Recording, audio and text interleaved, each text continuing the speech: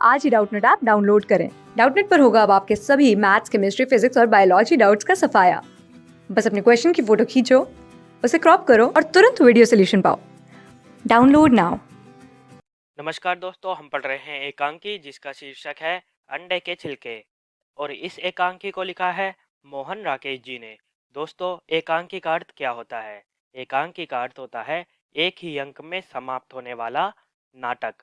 और अंडे के छिलके जो है वह एक ही अंक में समाप्त होने वाला नाटक है। इस एकांकी में लेखक मोहन राकेश जी ने आधुनिक समाज की दिखावे वाली संस्कृति और आधुनिक समाज की विकृति को अनोखे ढंग से प्रस्तुत किया है हमारे सामने। जहाँ परिवार में अंडे खाने की मनाही होती है, वहीं परिवार के जो सभी सदस्य होते हैं वह एक दूसरे से छिपकर अंडे का उपयोग घर के भीतर ही भीतर करते हैं। आइए पढ़े इस एकांकी को और जानेंगे कि किस प्रकार परंपरा और आधुनिकता के बीच ये द्वंद्व होता है। दोस्तों, इस एकांकी को हम 5 भागों में पढ़ेंगे। पढ़ते हैं इस एकांकी का भाग नंबर 1। पात्र, यानी इस एकांकी में आने वाले पात्र कौन कौन हैं। आइए जाने पात्रों का परिचय। श्याम है, राधा है, जमुना है, वीणा है, गोपाल है और माधव है। यानी 6 पात्र जो है इस एकांकी का हिस्सा है। ये 6 के 6 पात्र जो है संयुक्त परिवार का भी हिस्सा है। आइए पढ़े इस एकांकी को। पर्दा उठने पर, यानी मंच पे पर्दा उठता है।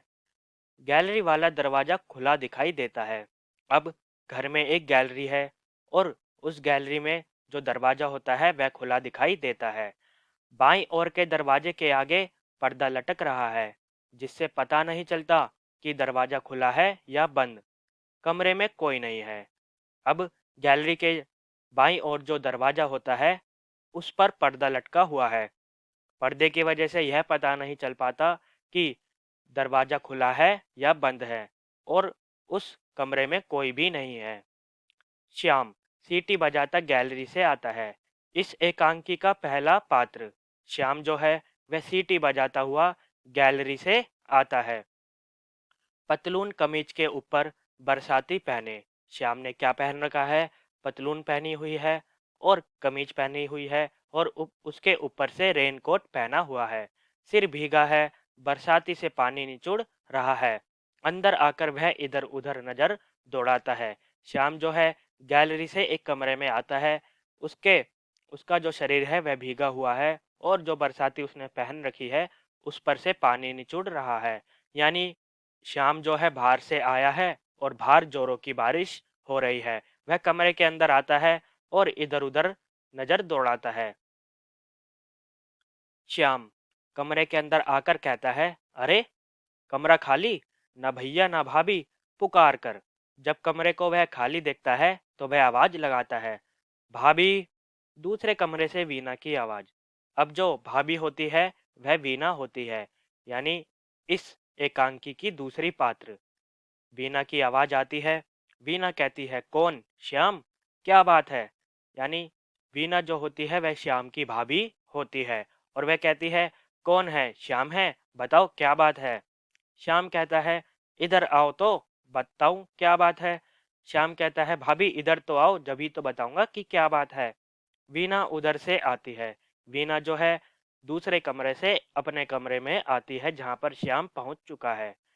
वीणा कहती है, तुम्हें भी आकर इस तरह आवाज देने की जरूरत पड़ती है? इस तरह पुकार रहे थे जैसे किसी पराये घर में आए हो। श्याम से कहती है कि तुम्हें भी आकर इस तरह मुझे आवाज देने की जरूरत पड़ती है? तुम तो इस तरह मुझे पुकार रहे हो जैसे किसी दूसरे घर में आए हो। वीणा की बातों को सुनकर श्याम कहता है, पराया घर तो लगता ही है भाभी। तुमने आते ही वह नक्शा बदला है इस कमरे का कि मेरा अंदर पैर रखने का हौसला ही नहीं पड़ता। अब श्याम कहता है, पराया घर तो लगता ही है भाभी मुझे, क्योंकि तुमने इस घर में आते ही इस कमरे का नक्शा जो बदल के रख दिया है, मेरा अंदर पैर रखने का तो हौसला ही नहीं पड़ता है। पहले तो इस कमरे की वही हालत रहती थी जो आजकल मेरे कमरे की है। वीणा से श्याम कहता है कि इस कमरे की हालत वैसी ही रहती थी जैसी मेरे कमरे की हालत रहती है, यानी सारी चीजें जो है इधर से उधर पड़ी रहती थी। बीना ने उस कमरे की साज सजावट अच्छे प्रकार से कर रखी थी। श्याम आगे कहता है, जूतों को छोड़कर हर चीज, या चारपाई पर या मेज पर। अब तो मुझे इस कमरे में सिर्फ वही एक कोना गोपाल भैया का नजर आता है, जहाँ पतलूने और कोट एक दूसरे के ऊपर टंगे हैं। वह कहता है कि मेरे कमरे में जूते को छोड़कर हर चीज जो है चारपाई पर मिलती थी या तो मेज पर मिलती थी। अब तो मुझे इस कमरे में सिर्फ वही एक कोना गोपाल भैया का नजर आता है, जहाँ पर उनके कपड़े टंगे हुए हैं। अब गोपाल जो है वह बीना का पति होता है और श्याम का बड़ा भाई गोपाल होता है। वह आगे कहता है, बाकी बाकी कमरे की सरकार ही बदल गई है। भैया की टेबल भी क्या याद करती होगी कि किसी का हाथ लगा है। आजकल ऐसे चमकती है जैसे नई नई पॉलिश होकर आई हो। यानी वीना ने जो है अपने कमरे की देखरेख अच्छे प्रकार से कर रखी है। सारी चीजें अपनी जगह पर रखी हुई है, जिसे देखकर श्याम जो है वीना की तारीफ करता है। वीना कहती है श्याम से कि खड़े गांव से आए हो, जो खड़े खड़े ही बात करोगे। अब श्याम जो है खड़े खड़े ही ये सारी बातें करता है। इस पर वीना कहती है, क्या तुम खड़े गांव से आए हो, जो खड़े खड़े ही सारी बातें किए जा रहे हो। बरसाती बाहर रख दो, सारा कमरा भिगो रहे हो, फिर बैठकर आराम से बात करो। अभी तुम्हारे भैया आते हैं तो तुम्हें चाय बना देती हूँ। अब वीना कहती है कि जो तुमने रेनकोट पहना हुआ है उसे बाहर रख कर आओ, सारा कमरा भीगा जा रहा है, क्योंकि बरसाती में से पानी निचुड़ रहा है। इस वजह से वीना का जो कमरा है वह भीग रहा है, गीला हो रहा है। फिर बैठकर आराम से बात करो श्याम, अभी तुम्हारे भैया आते ही होंगे तो श्याम मैं तुम्हारे लिए चाय बना दूंगी। श्याम कहता है, सिर्फ चाय? गलत बात। ऐसे सुहाने मौसम में सूखी चाय नहीं पी जा सकती, हरगिज नहीं। अब श्याम कहता है, वीना भाभी, क्या सिर्फ तुम चाय बनाओगी? ये तो गलत बात हुई। ऐसे सुहाने मौसम में, बरसात वाले मौसम में सूखी चाय नहीं पी जा सकती, बिल्कुल भी नहीं। उसके सिर पर हाथ रखकर उसका मुंह बाहर की तरफ कर देती है। अब श्याम जैसे ही ये बात बोलता है तो वीना जो है उसके सर पर हाथ रखती है और उसका मुंह जो है बाहर की तरफ कर देती है, यानी मजाक के रूप में। वीना श्याम से कहती है, ये सुहाना मौसम पहले गैलरी में छोड़ आओ, सारा फर्श गीला कर रहे हो। वीना कहती है, वह तो ठीक है कि सुहाना मौसम हो रहा है, लेकिन जो तुमने कपड़े पहन रखे हैं उससे सारा फर्श जो है गीला हो रहा है। पहले जाओ बरसाती को बाहर रख कर आओ। फिर पीछे से खुद ही उसकी बरसाती उतारने लगती है। अब वीना जो है श्याम की बरसाती को यानी रेनकोट को उतारने लगती है। लाओ उतार दो बरसाती, मैं ही बाहर रखाती हूँ। श्याम उतारते उतारते जैसे कुछ ध्यान आ जाने से फिर से बरसाती पहन लेता है। अब जैसे ही वीना श्याम की बरसाती को उतार रही होती है तो श्याम को कुछ ही ध्यान आ जाता है और फिर से वह रेनकोट को पहनने लगता है। श्याम, भाभी, एक बात कहता हूँ। श्याम जो है वीना से कहता है कि भाभी मैं एक बात कहता हूँ। अब वह क्या बात कहता है, आइए जाने। वीना, क्या बात? बरसाती तुमने फिर से पहन ली? मैं कहती हूँ तुम तो बस। अब वीना कहती है, क्या बात है, तुमने तो रेनकोट को फिर से पहन लिया है। मैं कहती हूँ तुम तो बस बुद्धू हो। अब श्याम कहता है वीना से कि भाभी बात तो सुन लो। मैं कहता हूँ कि बरसाती आकर एक ही बार उतारूं, चाय के साथ खाने के लिए भागकर कोई चीज ले आऊं। सूखी चाय का मजा नहीं आएगा। इस वक्त पानी जरा थमा है, फिर जोर से बरसने लगेगा। अब श्याम कहता है कि भाभी मेरी बात तो सुनो, मैं क्या कहना चाहता हूँ। बरसाती मैं एक ही बार उतारूं, चाय तुम बना ही रही हो और चाय के साथ मैं खाने के लिए कोई खाने की चीज बाहर से लेकर आ जाता हूँ। सूखी चाय पीऊंगा तो इस सुहाने मौसम में मुझे मजा नहीं आएगा। इस वक्त बारिश जो है वह नहीं हो रही है, फिर बाद में जो है बारिश जोरों की होने लगेगी। अब वीना जो है श्याम की बातों को सुनती है, फिर कहती है, फिर वही खाने की बात। कोई ऐसा भी वक्त होता है जब तुम्हें खाने की बात नहीं सूझती। अच्छा जाओ, मगर लाओगे क्या? वीना कहती है, तुम श्याम फिर वही खाने की बात कर रहे हो। कोई ऐसा समय होता है जब तुम्हें खाने की बात नहीं सूझती हो। अच्छा तुम जाओ बाहर, लेकिन खाने के लिए लेकर क्या आओगे? श्याम कहता है वीना से, तुम जो कहो ले आऊं। इस वक्त गरम गरम कचौरी और समोसे भी मिल जाएंगे। और अब श्याम कहता है, भाभी तुम जो कहोगी वही बाजार से मैं लेकर आ जाऊंगा। इस वक्त जो है गरम गरम कचौरी मिल जाएगी और समोसे भी मिल जाएंगे। यानी चाय के साथ कचौरी और समोसे खाने का आनंद ही कुछ और है। अब क्या वीना समोसे कचौरी लाने के लिए श्याम से कहेगी या कुछ और भी वह मंगवाएगी? आइए जाने। वीना कहती है श्याम से, और क्या? श्याम, और और कहो तो कोई और अच्छी चीज भी मिल सकती है। अब श्याम कहता है वीना से कि कचौरी समोसे तो बाजार में मिलते ही है। वीना भाभी अगर तुम और कुछ कहो तो और अच्छी चीज भी मिल सकती है। अब वह और कौन सी अच्छी चीज के बारे में बातें कर रहा है, आइए पढ़े। वीना कहती है श्याम की बातों को सुनकर, बरसते पानी में जाओगे तो अच्छी चीज ही लाओ, समोसे कचौरी क्या खाओगे? वीना कहती है, तुम भीगते हुए बाजार में जा रहे हो, अब तुम इतनी बारिश में बाहर जाओगे ही तो समोसे कचौरी तो क्या ही लाओगे? कचौरी तो रोज ही खाने की चीज है, समोसे कचौरी क्या खाओगे? तुम बाजार जा रहे हो तो अच्छी चीज ही लेकर आना। श्याम जो है वीना की बातों को सुनकर कहता है, अच्छी चीज आ, आ, तो अच्छी चीज हो सकती है। वीना कहती है, जाओ 4-6 अंडे ले आओ। अब श्याम जो है आ कर रहा होता है तो वीना समझ जाती है ये किस चीज की बातें कर रहा है। वीना कहती है, जाओ बाजार से जाकर 4-6 अंडे लेकर आओ, मैं तुम्हें अंडे का हलवा बना देती हूँ। अब वह कहती है वीना की, मैं तुम्हारे लिए इस बरसाती मौसम में चाय के साथ अंडे का हलवा बनाकर दे दूंगी। श्याम जो है अंडे की बातों को सुनता है और वीना से कहता है कि शिव शिव शिव, किसी और चीज का नाम लो भाभी, इस घर में अंडे का नाम ले रही हो, जाओ जल्दी से जाकर कुल्ला कर लो, मुंह भ्रष्ट हो गया होगा। अब श्याम कहता है, भाभी अंडे का नाम इस घर में मत लो, इस घर में अंडे का नाम नहीं ले सकती हो, इस घर में अंडे का उपयोग नहीं होता है, जाओ जाकर कुल्ला कर लो, तुम्हारा मुंह तो भ्रष्ट हो गया होगा। यानी घर में अंडे का उपयोग नहीं किया जाता है।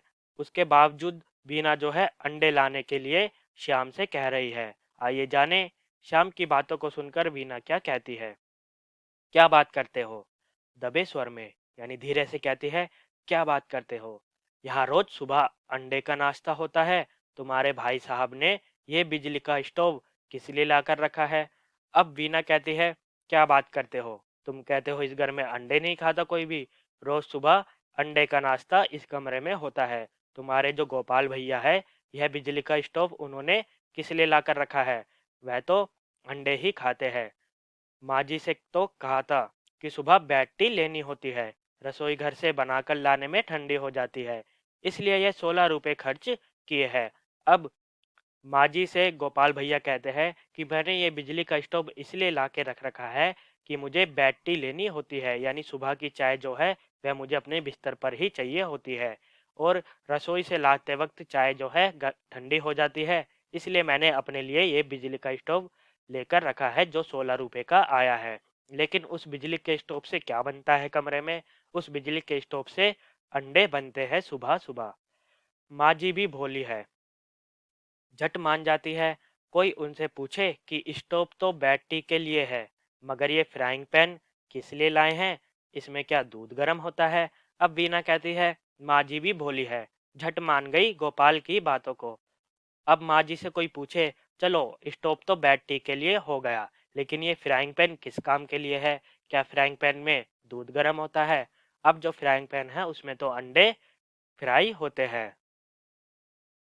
श्याम जो है वीना की बातों को सुनता है और वीना से कहता है, संयम संयम संयम, जरा संयम से काम लो भाभी। अब वीना की बातों को सुनता है और कहता है वीना से श्याम की, जरा धीरे भाभी, संयम से काम लो। 4 दिन जो अंडे खा लिए हैं वे छिलकों समेत वसूल हो जाएंगे। अम्मा के कान में भनक भी पड़ गई तो सारे घर का गंगा स्नान हो जाएगा। और तुम देख ही रही हो कि बादल का दिन है, किसी को कुछ हो हवा गया तो। अब श्याम जो है कहता है कि भाभी संयम से काम लो, इस घर में अंडे का प्रयोग नहीं होता है। और यह बात यदि अम्मा को पता चल गई कि गोपाल भैया रोज सुबह अंडे खाते हैं तो इस घर का गंगा स्नान हो जाएगा। माँ जो है इस घर को पवित्र करने के लिए गंगा से स्नान करवा देगी इस घर को। और तुम तो देख ही रही हो आज के समय में बारिश का दिन है, और किसी को कुछ हो हवा गया तो और मुसीबत हो जाएगी। वीना जो है श्याम की बातों को सुनती है और श्याम से कहती है, भाई तुम लोगों की यह बात मेरी समझ में बिल्कुल नहीं आती। अगर खाना ही है तो उसमें छिपाने की क्या बात। अब यहाँ यथार्थ जीवन को बताया गया है। वीना कहती है, भाई तुम लोगों की बातें तो मेरी समझ में बिल्कुल भी नहीं आती है। यदि खाना ही है सबको तो इसमें छिपाने की क्या बात है। यहाँ आदर्शवाद और यथार्थवाद के बीच में द्वंद्व दिखाई देता है। अब एक तरफ तो आदर्श है कि हम अंडे नहीं खाएंगे, लेकिन यथार्थ क्या होता है, यथार्थ होता है कि सभी जो है छुप छुप कर अंडे घर में खा रहे होते हैं। और इसी बात को वीना कहती है कि यह बात मुझे बिल्कुल भी समझ में नहीं आती है। सबके सामने खाओ। माँ जी नहीं खाती इसलिए रसोई घर की बजाय यहाँ कमरे में बना लेते हैं। और अंडे में जीव कहाँ होता है, जैसे दूध वैसा वैसे अंडा। अब वीना कहती है कि सबके सामने खाओ अंडा। माँ जी नहीं खाती इसलिए रसोई घर की बजाय यहाँ कमरे में बना लिया करो। और अंडे में प्राण थोड़ी ना होते हैं, कोई जीव थोड़ी ना होता है। जैसे जैसे दूध प्रोटीन देता है, कैल्शियम देता है, वैसे ही अंडा प्रोटीन और कैल्शियम देता है। यानी दूध और अंडे में कोई भी फर्क नहीं है। शाम को वीना ऐसे समझाती है। श्याम वीना की बातों को सुनता है, फिर कहता है, हरी हरी हरी। फिर वही नाम। भाभी आज इस बरसते पानी में तुम जान निकलवाओगी। तुमसे कोई कुछ नहीं कहेगा। अम्मा मेरे सिर हो जाएगी कि सब तेरी ही करनी है।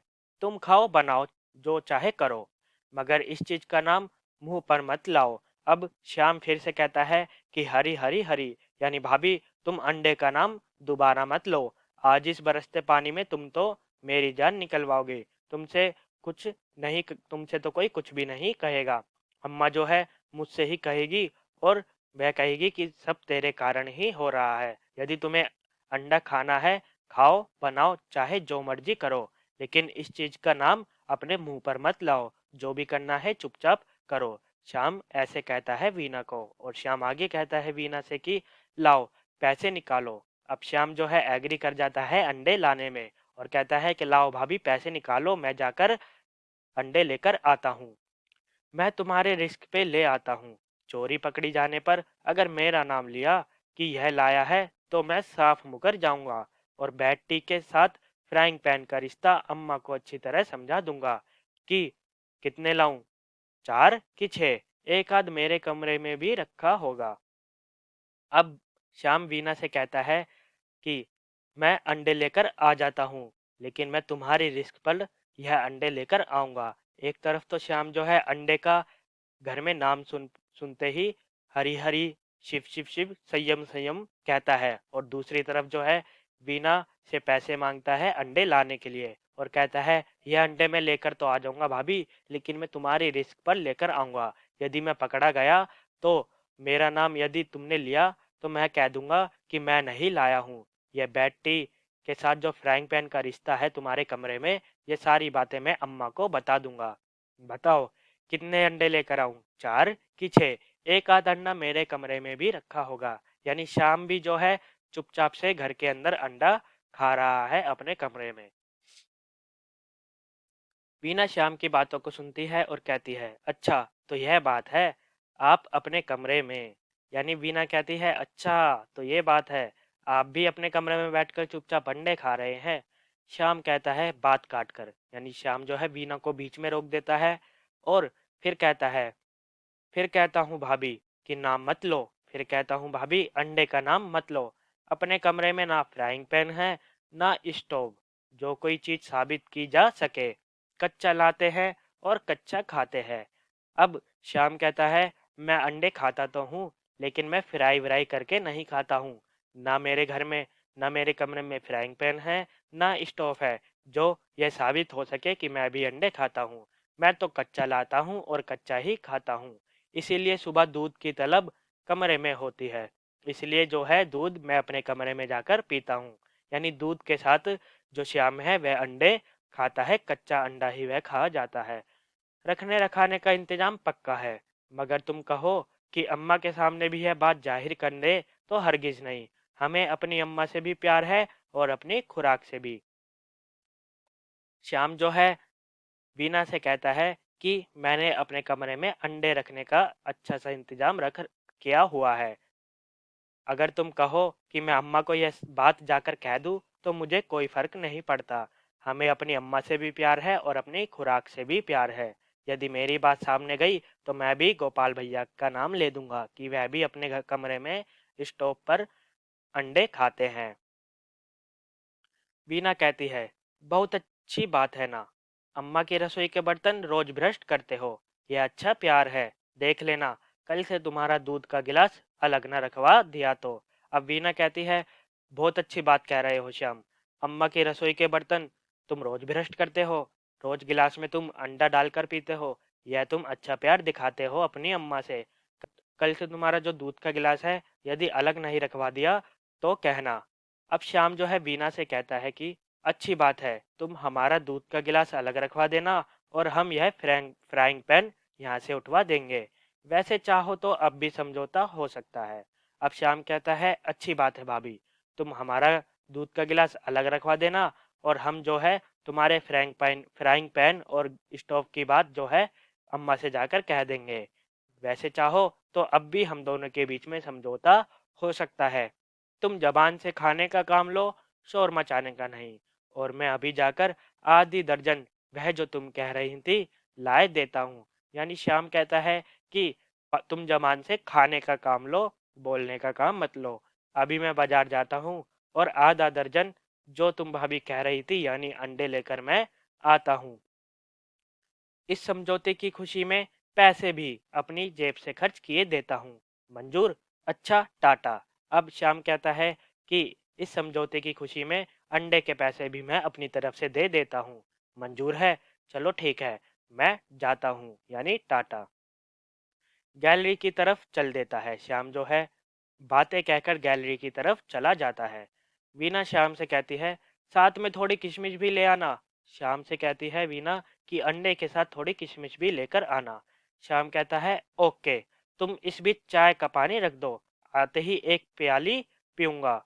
चला जाता है। वीना खूंटी की तरफ जाकर वहां टंगे हुए कपड़े उतारने और तहाने लगती है। यानी श्याम जो है अंडे खरीदने और किशमिश खरीदने के लिए बाहर चले जाता है और वीना जो है खूंटी की तरफ जाकर वहां टंगे हुए कपड़ों को उतारती है और कपड़ों की तय करने लगती है। तो दोस्तों, यह था इस एकांकी का भाग नंबर 1। इस एकांकी के अगले भाग को देखेंगे हम अपनी अगली वीडियो में और जानेंगे कि क्या जो श्याम है वह अंडे सचमुच में घर में लेकर आ जाता है या नहीं।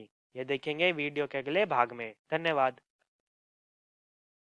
क्लास 6 से 12 से लेके नीट, IIT, जेई मेंस और एडवांस के लेवल तक 10 मिलियन से ज़्यादा स्टूडेंट्स का भरोसा। आज ही डाउनलोड करें डाउटनेट ऐप या व्हाट्सएप कीजिए अपने डाउट्स 8400 400 400 पर।